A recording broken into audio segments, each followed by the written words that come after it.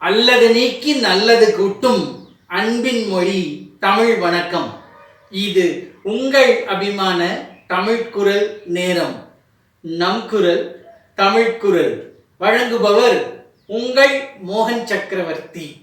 14 கீழ்கணக்கில் Mudhumozhi Kanchi, Proverbs of Wise Counsel with English Explanations, அதிகாரம் 5 அல்ல 10, Chapter 5, 10 that are not to be.